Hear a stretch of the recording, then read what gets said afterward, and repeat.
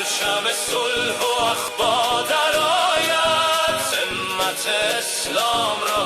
जिंदाबाद ईरान, जिंदाबाद Iran. Well, the primary interlocutor on this in Pakistan and continues to be, and they've done I think an admirable job. कि हम चाहते हैं कि पूरी दुनिया के अंदर जो इंसानियत है वो अमन के साथ जिए. पाकिस्तान जगराफिया ਦਾ ਹਿੱਸਾ ਰਵੇ ਜਾਂ ਨਾ ਰਵੇ ਮੈਂ ਤੁਹਾਡੇ ਘਰ ਜਵਾਈ ਰਹਿਣ ਨੂੰ ਤਿਆਰ ਹਾਂ. आप ये फिक्र करें कि आपने रहना है या नहीं रहना. हमको भी सजा इस बात की मिली कि हमने जिना को ठुकरा दिया. जिना साहब की आपने बातें मानी होती तो आज मेरे ख्याल से आपके मुल्क में भी अमन और शांति होती. जो मेलोडी है ये तो बहुत मीठी होती है. मेलोडी ऑनलाइन मिलनी इस समय मुश्किल हो गई है. रिपोर्टिंग कोई नहीं इनको कि मुल्क के अंदर गैस नहीं है उस पर कोई रिपोर्टिंग करें. हमने सिर्फ मोदी की चापलूसी करनी है. पत्रकारी छोड़ दी और सारे जोकर हो गए. एक मदारी आ गया फिर सारे बंदर हो गए. एक्टिंग ऐसी है कि शाहरुख और आमिर हो गए. खुदारा अपना जमीर जगाएं और वहां की जनता के साथ धोखा मत करें. अस्सलाम वालेकुम नाजरीन, मैं हूं आपका अपना सरफराज विकी अल मशहूर सुसरा. नाजरीन देखें, इज़्ज़त जो होती है वो मालिक देता है, परवरदिगार देता है इज़्ज़त. हमारे फील्ड मार्शल जिन्होंने अमन का झंडा उठा के रखा हुआ है, हमारे मुल्क पाकिस्तान ने अमन का झंडा उठा के रखा हुआ है, आज वो ईरान में पहुँचे हैं तो उनका इस्तकबाल किस तरीके से किया जा रहा है. पिछले दिनों गुरु घंटाल भी गए थे, विजिट पर गए हुए हैं और ख़ुद से बाजू फैला रहे थे और उनको कोई मिलने नहीं आ रहा था. लेकिन यहाँ पर हमारे फील्ड मार्शल गए, अल्लाह उन्हें सलामत रखे कि इतने पावरफुल और इतने ईमानदार और हाफिज़ हैं ना कि अल्लाह पाक ने उनको इतनी इज़्ज़तों से नवाजा है कि आज ईरान वाले उनका इस्तकबाल किस अंदाज से कर रहे हैं.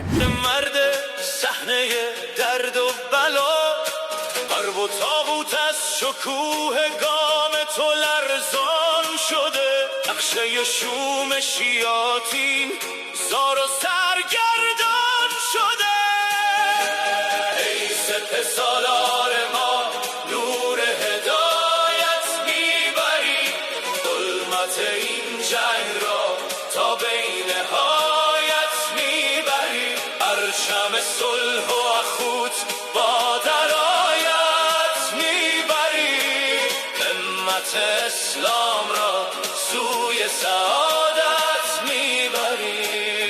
जिंदाबाद ईरान, जिंदाबाद ईरान, जिंदाबाद ईरान.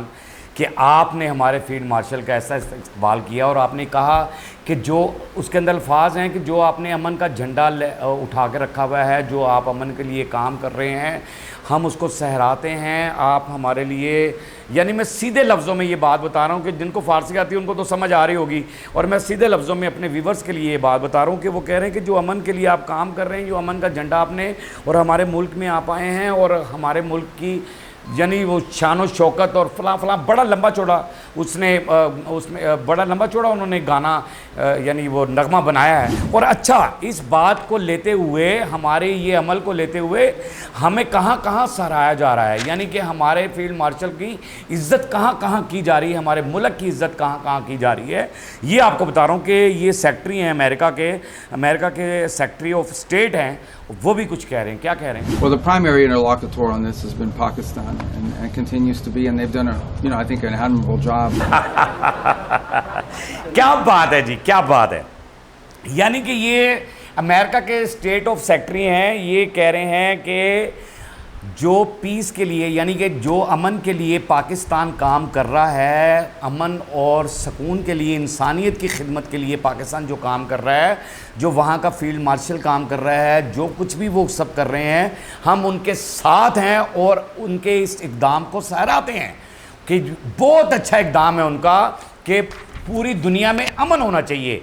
यानी कि हम चाहते हैं कि पूरी दुनिया के अंदर जो इंसानियत है वो अमन के साथ जिए, हर बंदा आज़ादी के साथ जिए, किसी को कोई टेंशन नहीं होनी चाहिए, वो किसी भी मुल्क से ताल्लुक़ रखता हो. हमारा मोटो ये है, यानी हमारे फील्ड मार्शल का मोटो ये है कि पूरी दुनिया के अंदर अगर वो फील्ड मार्शल बने हैं तो पूरे एशिया तो क्या पूरे वर्ल्ड के अंदर, वो कह रहे हैं पूरे एशिया में छोड़ दें कि पूरे वर्ल्ड में वो चाहते हैं कि अमन और शांति होनी चाहिए.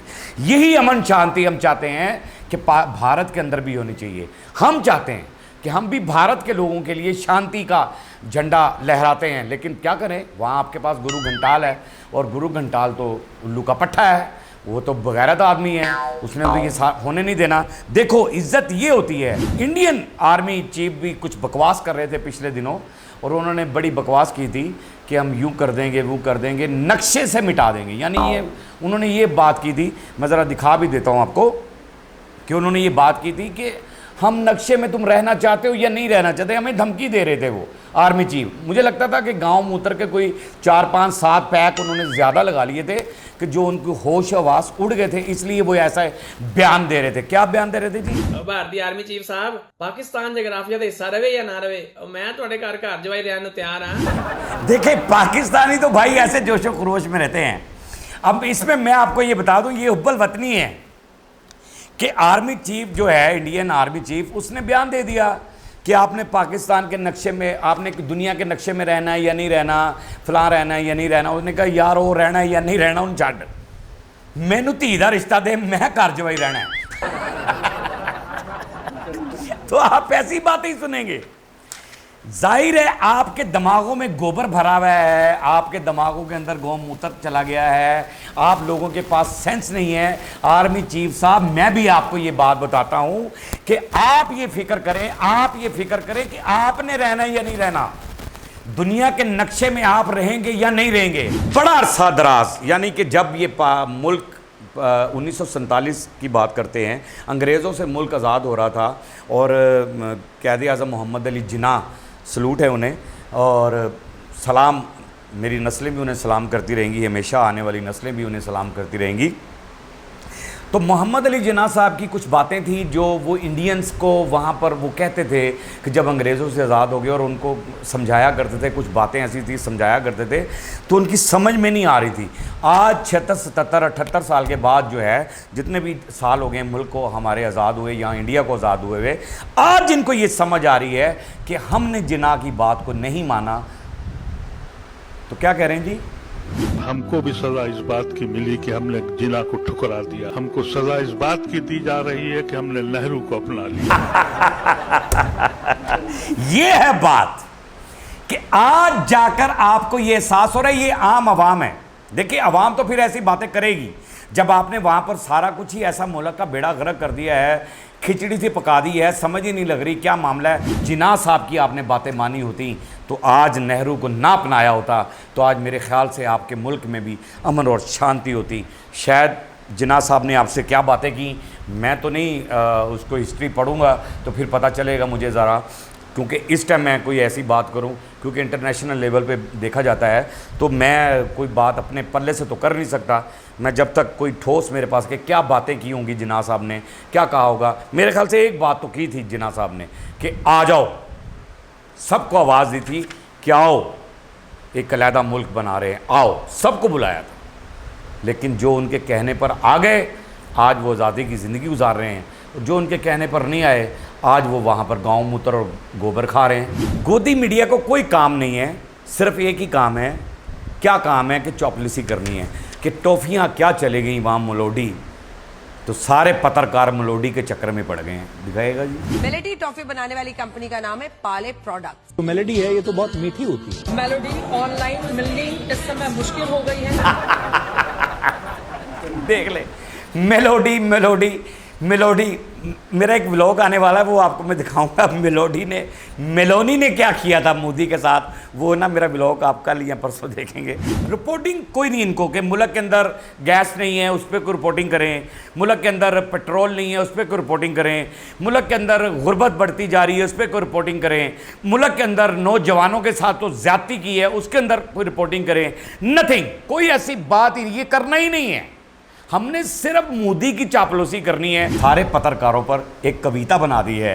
वहाँ के लोग टैलेंटेड तो हैं, मैं कितनी दफ़ा कहता हूँ कि टैलेंट तो वहाँ बहुत है। और कविता क्या बनाई है जी, ज़रा दिखाइएगा। पत्रकारी छोड़ दी और सारे जोकर हो गए, एक मदारी आ गया फिर सारे बंदर हो गए। तारीफ के 2 शब्द बनते हैं अदम, एक्टिंग ऐसी है कि शाहरुख और आमिर हो गए।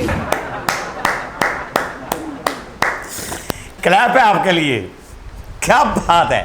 पत्रकारी छोड़कर सब जोकर हो गए और एक्टिंग में सलमान और आमिर हो गए। यार कमाल है। तो बंदा सोचता है कि यार मेरी इतनी इंसल्ट हो रही है, इतनी इंसल्ट हो रही है, छोड़ ही दूं, छोड़ ही दूं। By the way for example, मैं अगर इस यहाँ पर बैठा हूँ, ये मेरा चैनल है, यूट्यूब चैनल है, मुझे अगर यूट्यूब के यार ये गलत, ये फलां फलां ऐसी चीज़ें बोलते जाओ, ये करते जाओ, वो करते जाओ, तो मैं एक दफ़ा तो मेरा ज़मीर जागेगा ना यार कि यार मैं क्या कर रहा हूँ, अपने बच्चों को कौन सा निवाला खिला रहा हूँ। ये मैं आपके पत्रकारों को ये बता रहा हूँ, मोदी के जो चमचे खर्चे हैं ना, उनको ये बता रहा हूँ, उसके जो अंत भक्त हैं उनको ये कह रहा हूँ, खुदारा अपना ज़मीर जगाएं और वहाँ की जनता के साथ धोखा मत करें, वहाँ की जनता को कि कोई धोखा ना दें, ऐसी बातें मत करें, चापलूसी बंद कर दें। आज साबित कर दिया, देखो ईरान जाके फील्ड मार्शल हमारे जो हैं उन्होंने ये साबित कर दिया कि हमारा मुल्क महफूज हाथों में है, कि दूसरे मुल्क वाले भी उनका इस्तकबाल कर रहे हैं, हमारा मुल्क महफूज हाथों में है।